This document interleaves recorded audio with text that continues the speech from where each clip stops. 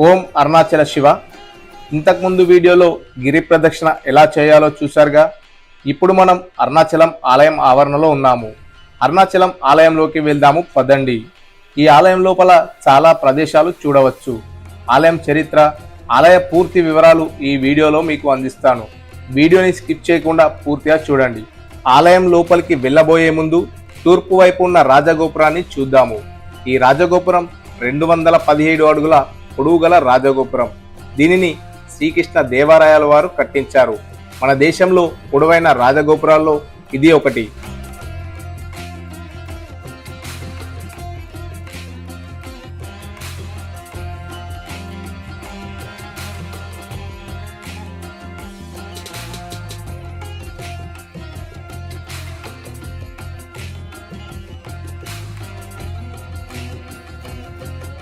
ఈ రాజగోపురం లోపలికి వెళ్ళగానే ఎడమ వైపున శక్తి గణపతి విగ్రహం ఉంటుంది.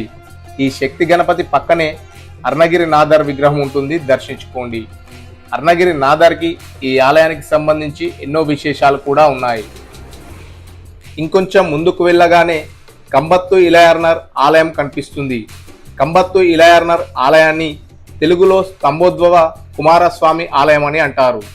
ఇక్కడ కుమారస్వామి వారు ఒక స్తంభంలో నుంచి వెలుపలికి వచ్చారు, అందుకని స్తంభోద్భవ కుమారస్వామి ఆలయం అని పిలువబడుతుంది. ఈ కుమారస్వామి ఆలయానికి ఎడమవైపున శివగంగా తీర్థము, కుడివైపున 1000 కాళ్ళ మండపము ఉంటాయి. 1000 కాళ్ళ మండపంలో శిల్పకళ అద్భుతంగా ఉంటుంది. ఈ మండపంలో నైరుతి మూల పాతాళ లింగం కూడా ఉంటుంది. వెనకాల కనబడుతున్న గోపురాన్ని బల్లాల మహారాజు కట్టించాడు కాబట్టి దీనిని బల్లాల గోపురం అని అంటారు. బల్లాల మహారాజు శివభక్తుడు. అరుణాచల ఆలయంలో సగం కట్టడాలు ఈయన కట్టించినవే. బల్లాల గోపురానికి ఎడమ చేతి వైపు ఉండే ఆలయాన్ని కళ్యాణ సుందరేశ్వర ఆలయం అని అంటారు. ఇదేనండి ఫ్రీ దర్శనానికి వెళ్ళే దారి. వెళ్దాం పదండి.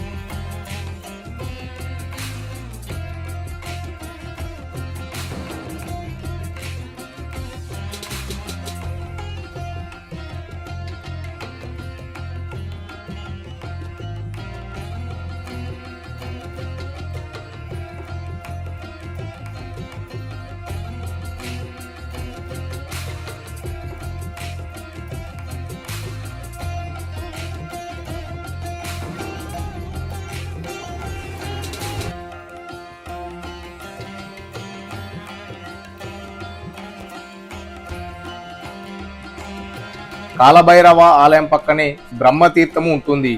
ఈ బ్రహ్మతీర్థము ఎదురుగానే బ్రహ్మలింగము ఉంటుంది, దర్శించుకోండి.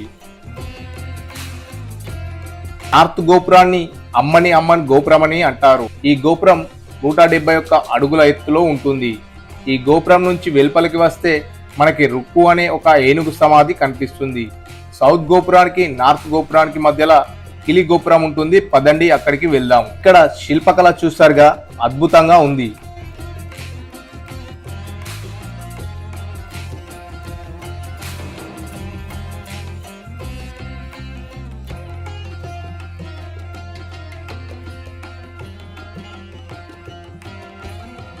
రాజగోపురం నుండి లెక్క పెట్టుకుంటూ వెళ్తే కిలి గోపురం 3వది అవుతుంది. కిలి అంటే చిలుక. అరుణగిరినాథర్ ఇక్కడ గోపురం పైన చిలుక రూపంలో సుబ్రహ్మణ్య ఉపాసకులకు కనిపిస్తారని చెబుతూ ఉంటారు.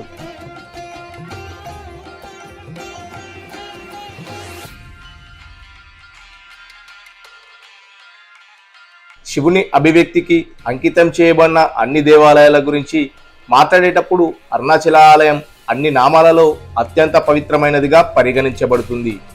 ఆలయంలోని అగ్నిలింగము స్వీయ త్యాగము, విముక్తి కర్తవ్యము మరియు ధర్మాన్ని సూచిస్తుంది. హిందూ పవిత్ర గ్రంథాలలో ప్రస్తావించబడినట్లు మోక్షాన్ని పొందడానికి గౌరవించబడే 4 పవిత్ర ప్రదేశాలలో తిరువన్నమలై ఒకటి. అరుణాచలేశ్వరుణ్ణి పూజించడం ద్వారా మోక్షం లభిస్తుందని నమ్ముతారు.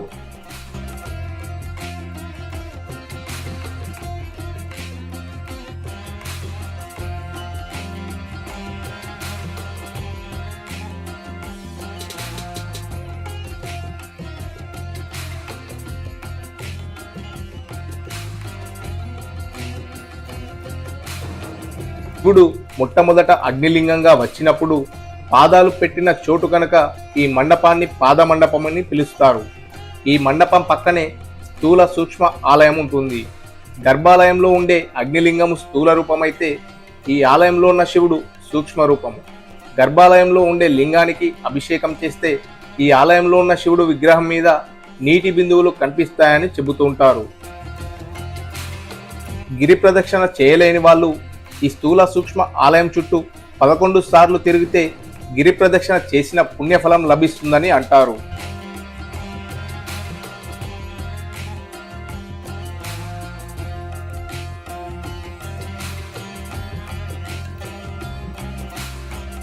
గర్భాలయంలో ప్రవేశించే ముందు ఇక్కడ మనకు ధ్వజస్తంభము, నంది కనిపిస్తుంది. దర్శనం చేసుకుని అనంతరము లోపలికి వెళ్దాం పదండి. శ్రీ అన్నామలయార్ టెంపుల్ ఇదేనండి ప్రధాన దేవాలయం. కేవలము భౌతిక నిర్మాణం మాత్రమే కాదు, ఇది దైవిక శక్తికి చిహ్నము. ఈ ఆలయము పంచభూత స్థలాలలో ఒకటి. ఇది శివుని పురాణాలకు కేంద్రమైన అగ్నిమూలకాన్ని సూచిస్తుంది. పురాణాల ప్రకారం ఇది శివుడు అగ్నిస్తంభంగా కనిపించి విష్ణువు మరియు బ్రహ్మను దాని ప్రారంభం మరియు ముగింపును కనుగొనమని సవాలు చేసిన ప్రదేశం. ఈ ఆలయం యొక్క ఆధ్యాత్మిక ప్రాముఖ్యత శివుడు అందించే శాంతి మరియు జ్ఞానోదయం కోసం ప్రతి సంవత్సరం లక్షలాది మంది సందర్శకులకు ఆకర్షిస్తుంది. ప్రధాన ఆలయంలో చాలా ఉపాలయాలున్నాయి, చూసి దర్శించుకోండి. దక్షిణాది భారత పురాతన దేవాలయాలు ప్రతిరోజు వేలాది మంది దేశీయ మరియు అంతర్జాతీయ యాత్రికులను ఆకర్షిస్తాయి. వాటి నిర్మాణ సౌందర్యాన్ని ఆరాధించడమే కాకుండా భక్తులు గర్భగుడిలో పూజలు చేసి అన్నామలయార్ ఆశీర్వాదాలను పొందుతారు. తద్వారా మోక్ష మార్గంలోకి పయనిస్తారు.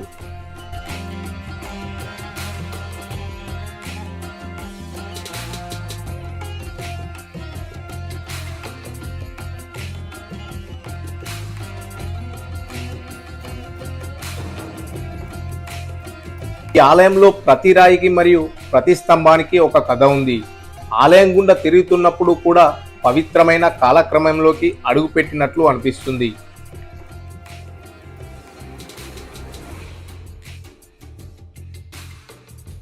ఆలయం ఒక గమ్యస్థానం మాత్రమే కాదు, ఇది ఒక భౌతిక మరియు ఆధ్యాత్మిక ప్రయాణం. అరుణాచలం, అరుణ అంటే ఎర్రని అని, అచలం అంటే కొండ అని అర్థం.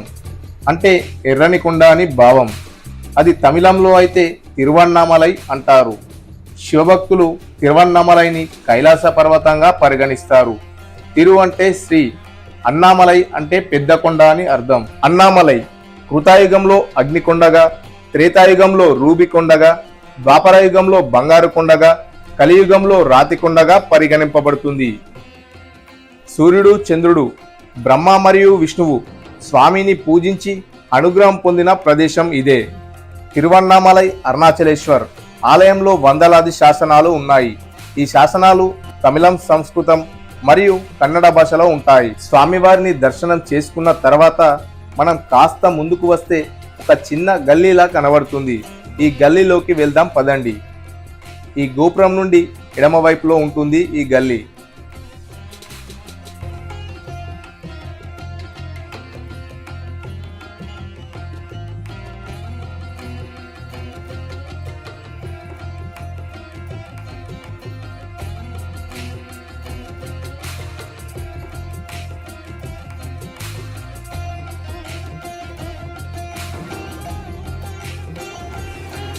మనం లోపలికి వచ్చాక పీడరి అమ్మన్ దేవాలయం వస్తుంది. అమ్మవారు తిరువన్నామలైకి నగరపాలిక. ఈ ఆలయం ఎదురుగానే ఒక చెట్టు కనబడుతుంది. ఒకే చెట్టుకి బిల్వ వృక్షం మరియు అశ్వథ వృక్షం కలిసి ఉంటాయి. ఈ వృక్షంలో, ఈ చెట్టు పైన కొంతమంది సిద్ధులు చిన్న చిన్న జీవుల రూపంలో ఉంటారు. పరీక్షించి చూస్తే మీకు తప్పకుండా కనబడతారు. ఈ చెట్టు పైన మీకు జీవులు కనిపిస్తే మీ అంత అదృష్టవంతులు ఉండరు.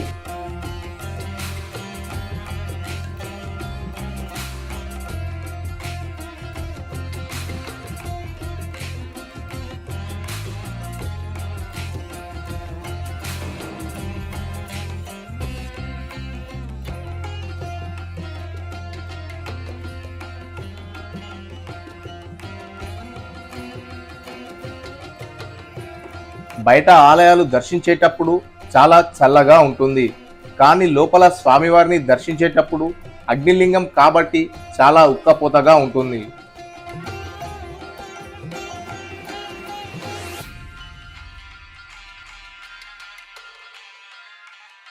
గొప్ప పుణ్యక్షేత్రాలలో అరుణాచలం ఒకటి. తిరువన్నామలైని స్మరించుకోవడం ముక్తిని ప్రసాదించే ప్రదేశం.